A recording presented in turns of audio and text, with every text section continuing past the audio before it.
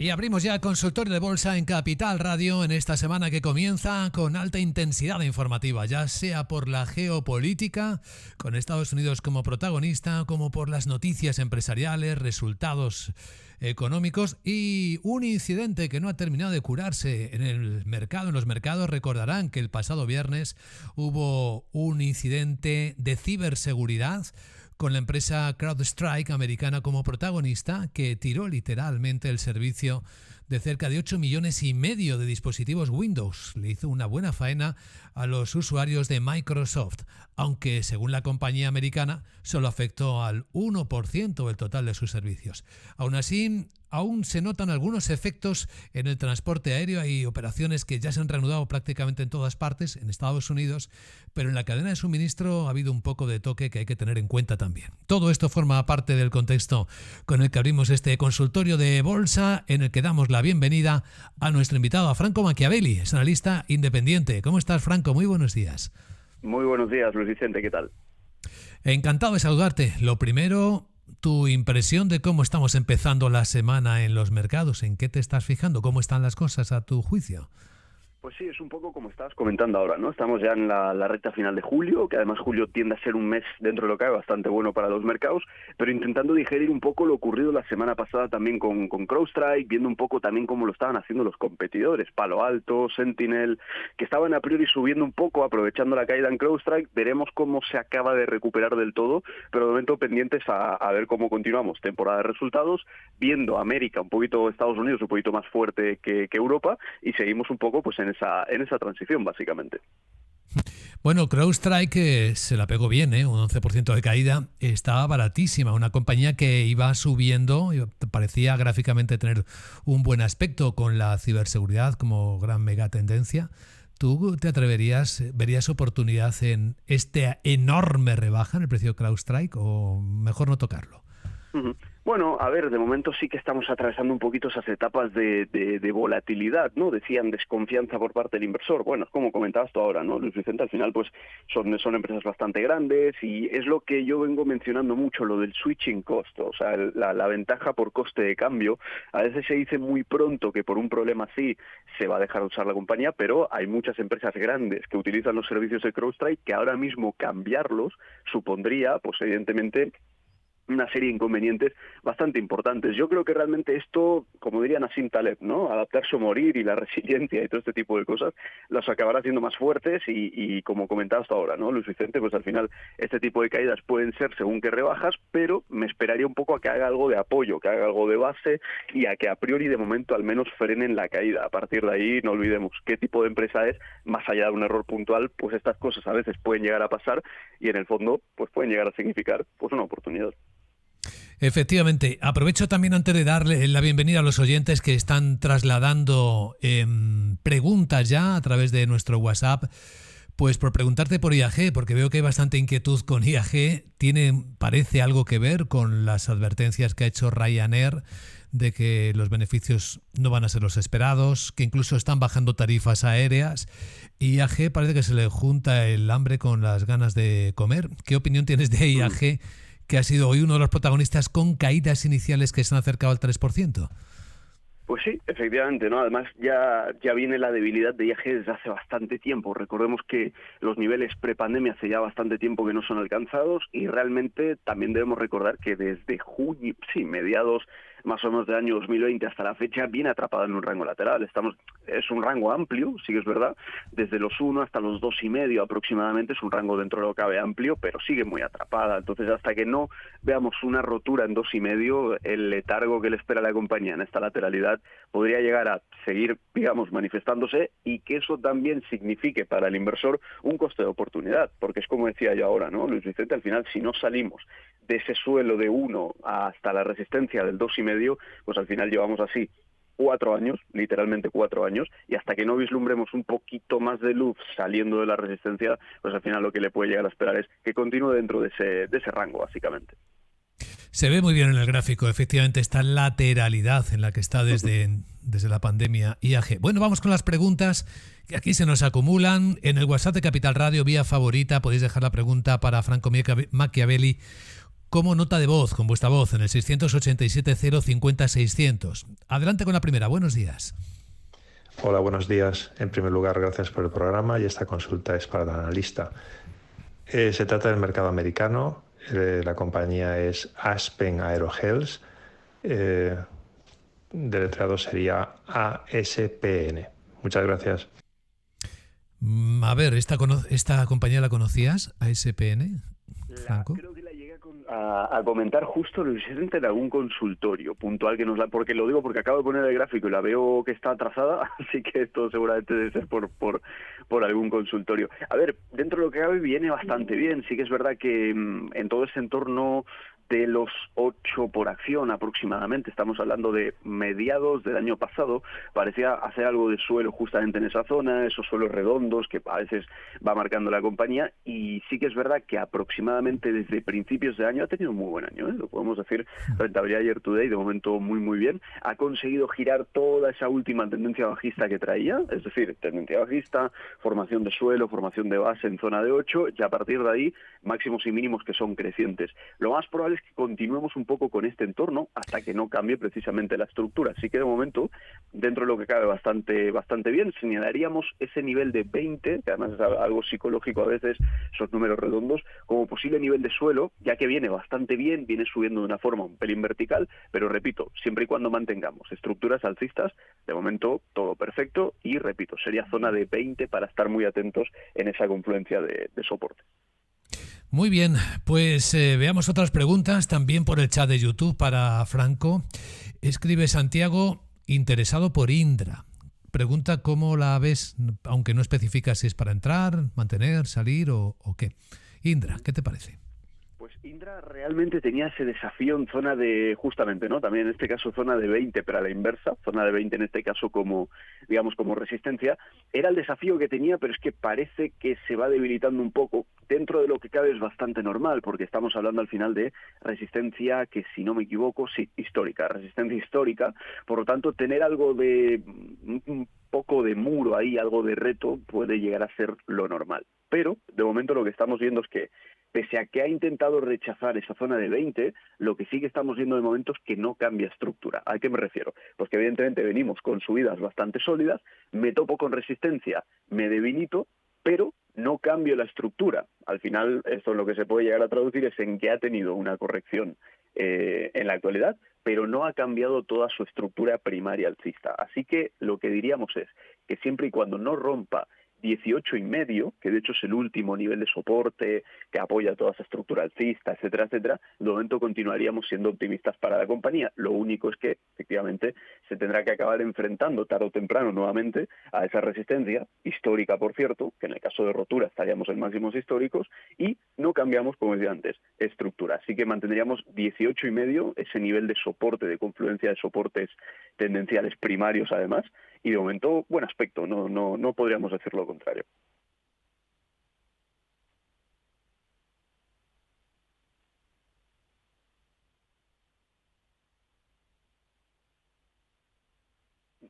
No sé si te perdió, Luis Vicente, ¿no escucho?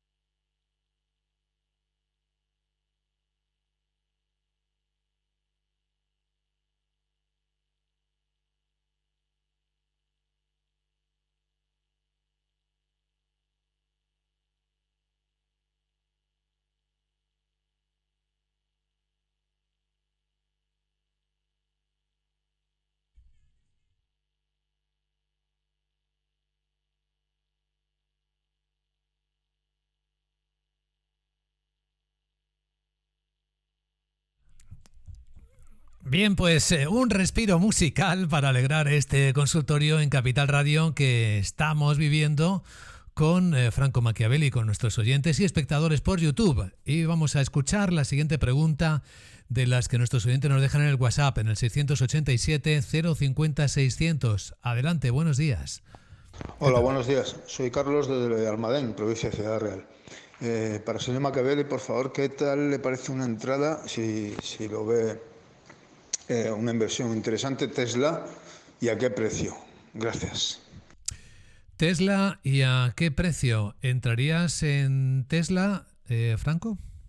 Bueno, realmente Tesla ha vivido últimamente un episodio dentro del cabe benigno, ¿no? Porque venía un poquito rezagada, un poquito con ese letargo que parecía que no despertaba. Decían que era un squeeze al final, ¿no? El hecho de cierre de cortos, por todo el tema opciones, etcétera, etcétera. A ver, sí que es verdad que con toda esa subida que estamos comentando ahora, parecía que quería romper esa zona de 250, 255 realmente, que era de hecho la resistencia clave. ¿Qué acaba de ocurrir? Que sí que es verdad que a priori parecía querer romperla, pero ahora estamos viendo un poquito más de debilidad.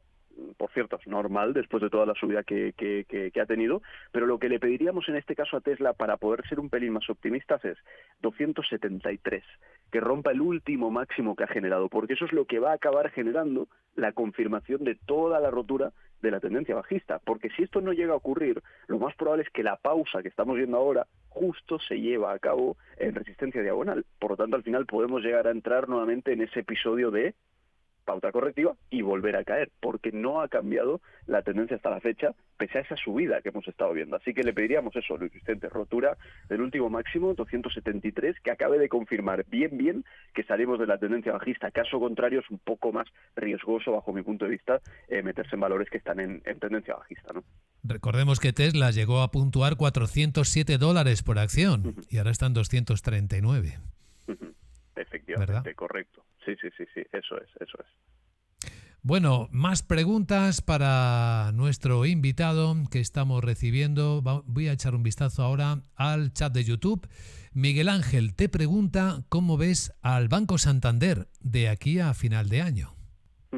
Bueno, realmente toda la banca, Luis Vicente, la veo bastante bien, ¿no? Decían que digamos, el aviso o la comunicación del primer recorte de tipos del BCE conseguiría, digamos, eclipsar u opacar las subidas, y dijimos varias veces que para que eso ocurriese tenían que bajar bastante más los tipos, ¿no? O sea, hablamos de que todo el conjunto del IBEX, con toda la ponderación bancaria que tiene, y la gran mayoría de bancos han estado haciendo muy bien desde la subida de tipos. ¿Qué está ocurriendo actualmente con Santander? Que en este caso, a diferencia de Tesla, probablemente sí que hemos tenido, bueno, salvando las distancias, porque evidentemente son muy distintos, sí que hemos tenido rotura de, digamos, tendencia bajista. Desde hace ya, lo tuvimos de hecho en el primer trimestre del año pasado, ya tuvimos a Santander rompiendo ese nivel clave, que era ese nivel de 3,7, que rompía toda la tendencia bajista previa. Desde entonces lo que ha marcado son máximos y mínimos que son crecientes, y de momento eso no está cambiando. Estaríamos mirando posibles apoyos en 4.08 o 4.10 aproximadamente, porque sí que es verdad que poquito a poco ha ido formando pequeños canales alcistas en la actualidad,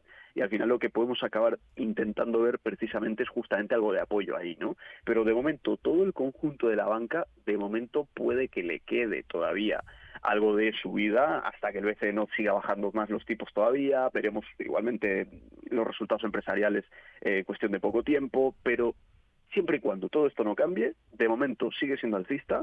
4,10 es ese nivel que buscaríamos algo de apoyo, y si no lo podríamos llegar a encontrar en 3,5, justamente en forma de throwback, ¿no? Porque acabamos de romper resistencias, estaríamos dando un poquito la vuelta en formato correctivo, pero si no rompemos 4,1 o como mucho 3,5, de momento esto seguiría siendo alcista. Pues esta visión para el Banco Santander. Sigamos con otra pregunta. Volvemos a escuchar el WhatsApp 687-050-600. Buenos días. Adelante. Hola, buenos días, Olivas desde Lucerna. A ver si por favor me podían analizar con el RIC SERV, que es de robótica, los robots que hay para hacer servicios a domicilio en los Estados Unidos. Me parece una compañía interesante. ¿Qué piensa el analista? Muchas gracias. Muchas gracias, Oliva. Serve Robotics, una compañía que cotiza, si no me engaña la vista, en el Nasdaq en Estados Unidos. ¿La has analizado alguna vez, Franco? Esta sí que, Luis Vicente, nunca la había escuchado, ¿eh? La anterior que me habías comentado sí que la tenía ahí algo en los gráficos, pero esta ya sí que no me suena, y además no sé si será cosa de mi plataforma o qué, pero al final lo que estoy viendo es como enormes subidas desde hace unos años y que ahora cotizan rangos bastante más estrechos. De todas formas, vamos a comentarlo igualmente hasta donde me llega un poco digamos, la data feed, y lo que estamos viendo es que ha venido de un letargo algo breve, episodio de consolidación de los últimos meses, y ha tenido una fuerte rotura, además, ahora, hace cuestión de un par de días como mucho. Habría que ver qué es lo que hay detrás de esta subida tan repentina, porque, vamos, si no me falla la vista, veo roturas de 3 hasta casi 9. Entonces habría que ver si qué te fijas, es lo que... parece que empezó a cotizar el 8 de marzo en $23 y está en 7,50 tras despertar, tras estar efectivamente mucho tiempo entre $2 y $3. Claro, efectivamente. Habría que ver un poco qué es lo que tiende a ocurrir justamente en este tipo de escenarios, porque imaginémonos, ¿no? Estar invertidos y que de repente pues el precio de apertura o lo que sea radicalmente distinto al que teníamos anteriormente. Este tipo de cuestiones a veces tienen bastante que ver con alguna noticia interna o algo que da la directiva, más allá de unos earnings. Esto a veces suele ser, o insider transactions también, que suele influir bastante, pero más allá de eso, a veces por técnico, en este tipo de compañías es un poquito más, digamos, complejo poder llegar a verlo bien. De todas formas, por situar al menos un catalizador y que el oyente, digamos, no esté perdido en ese aspecto, le pediríamos que justamente rompa ese nivel previo que había marcado en zona de 24, 25, según veo en el gráfico, y que es lo que le llamaríamos el IPO base a priori, ¿no? Es decir, cuando ya algo forma base, tras un buen tiempo después del IPO, y a partir de ahí esa base / consolidación tiende a servir como catalizador en el momento en el que vemos una rotura. Pues que más allá de eso, bastante volátil. Aquí no hablamos ni de beta ni de nada, aquí hablamos de volatilidad pura y dura, que hasta que no se estabilice y nos dé según qué aspecto un poco más tranquilo o calmado en el gráfico, tienen a ser activos en este sentido bastante más impredecibles, por así decirlo, ¿no? Sí, la verdad es que tiene poco historial también, que eso es otro elemento en contra, ¿no? Para hacer un buen análisis. Claro, efectivamente. La siguiente pregunta, vuelvo al chat de YouTube y pregunta un espectador, dice que le gustaría saber cómo ves a Repsol. Y gracias por el programa, que es muy interesante, pues gracias por estar ahí siguiéndolo. Vamos a echar un vistazo a Repsol, si te parece. Pues en este caso, Luis Vicente, Repsol sí que es verdad que tuvo bastantes retos, porque estamos hablando de que, digamos, venía con resistencia tendencia, más que resistencia, tendencia bastante bajista, concretamente desde el año 2007 hasta la fecha, ¿no? Entonces esto ha sido un poquito complejo, pero sí que es verdad que desde el año 2022 en adelante, lo que ha estado marcando la compañía, estamos hablando entre niveles de 15 aproximadamente y niveles de 10, 11, es todo un rango muy extenso de lateralidad. Al final lo que está, digamos, ocurriendo aquí o ocasionando el precio justamente en Repsol son consolidaciones, pero además rangos muy extensos de consolidación, lo cual no es malo. Probablemente es malo en el entretiempo. ¿Por qué? Pues porque supone un coste de oportunidad, porque la acción no arranca, etcétera, etcétera. Pero cuando a veces vemos rangos de consolidación muy extendidos en el tiempo, significa que tarde o temprano, cuando exploten y rompan, podrán llegar a ser potentes. En este caso lo que estamos viendo es lo que decíamos antes. Techo en nivel de 15, suelo nivel de 11 aproximadamente, y esto es un canal lateral de 2 años, porque además no se ubica en ningún lugar, digamos, aleatorio. Es un canal lateral de 2 años acumulando en la parte alta de la tendencia bajista. Por lo tanto, al final, cuando ocurren este tipo de cosas, conviene tenerla en el radar, vigilarla, y si vemos o un buen apoyo, justamente en zona de lo que decíamos, 11, 12, 13 incluso, según estoy viendo un poquito más actualizado en el gráfico, o rotura de 15, pues al final lo que podemos llegar a encontrar es un activo a punto de rebotar o a punto de romper bien, sin haber, digamos, malgastado el tiempo estando en la lateralidad todo este tiempo en el medio. Pero por resumir, en este caso, Luis Vicente, bastante bien. Lo único que le pediríamos es que acabe de formar ese catalizador, que salga de esta lateralidad, de este letargo de 2 años, pero al encontrarse en la parte alta de una resistencia bajista, puede llegar a ser prometedor. Muy bien, pues visto Repsol. La siguiente pregunta va sobre, veamos, Ferrovial. Salinas está preguntando si te parece buena Ferrovial para el largo plazo.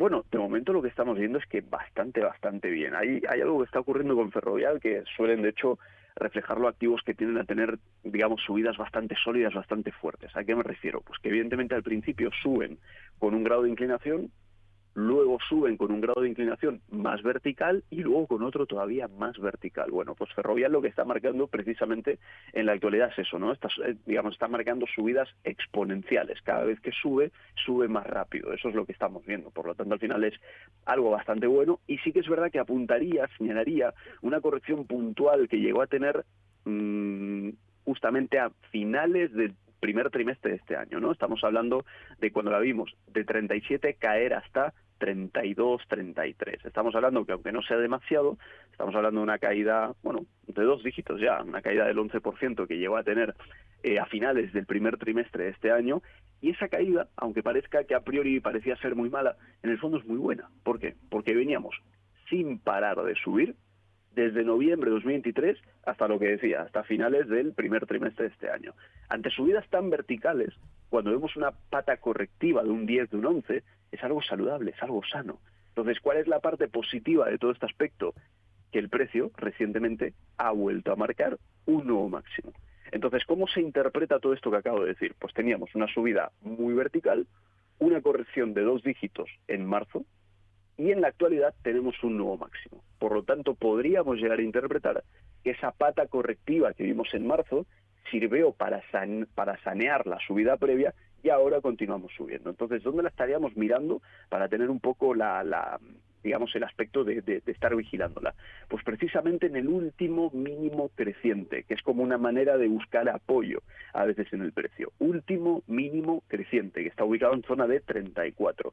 Como la tendencia no cambia, Luis Vicente, yo me mantendría mirando justamente ese nivel. Es uno de los más relevantes e inmediatos en la actualidad para subirse, en este caso, al tren alcista, que de momento no cesa, continúa marcando, y así lo ratificaríamos, ¿no? Entonces, nivel de 34. Muy bien, pues atención, querido Franco, que llega nuestro minuto de oro. Vamos a ver, ¿con qué idea nos despediríamos hoy? ¿Qué te gusta? ¿Qué te interesa en el mercado? Pues lo que estaría mirando en este caso, Luis Vicente, es todo sector lujo, que está muy castigado, sobre todo en Francia, ¿no? Con todo ese esquema un poco político, ese clima político es un poco inestable para algunos valores y los está haciendo caer bastante. Sí que es verdad, cuidado, digamos, salvando las distancias. Louis Vuitton, Hermès, cualquier buena empresa, en este caso de Francia, sector lujo, que tenga un gran porcentaje de las ventas fuera de Francia. Eso es lo que estaría mirando, pero que apoyen algo, que formen base, que frenen la caída. Es decir, estamos en caída vigilándolas, pero no comprando necesariamente. Así que nos quedaríamos un poco con ese sector para aprovechar un poco estas caídas recientes cuando hagan base y empiecen a girarse, porque son auténticos empresones y miramos a nivel fundamental. No hay nada que le tengan que envidiar a otras y de momento es una tendencia, dentro de lo que cabe, bastante saludable pese a la corrección actual. Pues excelente, rápido, vertiginoso, riguroso, consultor de bolsa con Franco Machiavelli, analista independiente, a quien le agradecemos que haya ayudado a nuestros oyentes. Gracias, Franco, buen lunes, buena semana. Igualmente, Luis Vicente, para vosotros, un abrazo.